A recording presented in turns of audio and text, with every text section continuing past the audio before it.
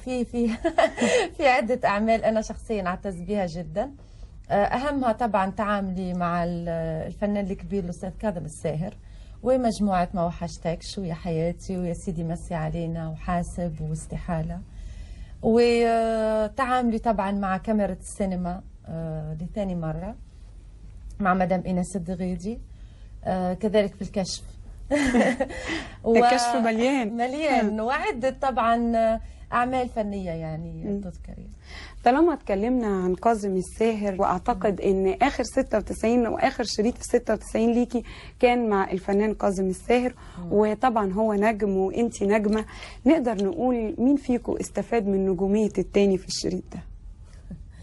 أنا بالنسبة لي نكلمك عن نفسي، يعني أنا أكيد استفدت جدا مع تعاملي مع الأستاذ كاظم. أولا أنا تمنيت التعامل معه من فترة، وجات فرصة أن احنا التقينا في الأعمال هذه، وقبلها كنا عملنا قصيد وطني لتونس اسمه أهيمو بتونس الخضراء، فنجاحه حقق لي هدف جميل جدا في تونس في بلدي.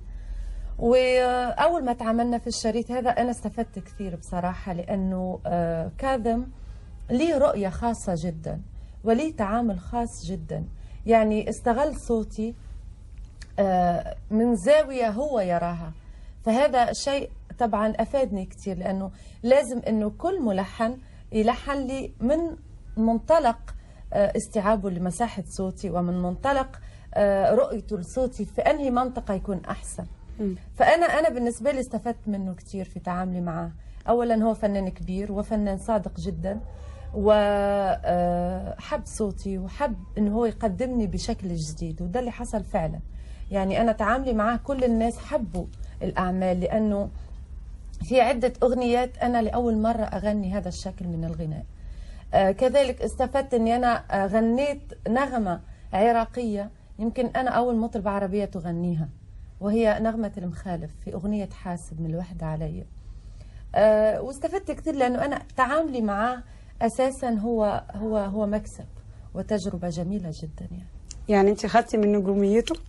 لا، أنا ما نقربش على نجوميته، هو نجوميته في حد ذاتها عالم آخر، وعالم ليه ناس وليه معجبين وأنا من ضمنهم، لكن ما نحبش نقرب على نجوميته، بالعكس. يعني أنا أعتقد أن احنا تعاملنا مع بعض هو إفادة وإثراء للأغنية في حد ذاتها، يعني للأغنية ولذوق المستمع، لأن احنا في النهاية نقدم عمل حتى يوصل للناس والناس تحبه.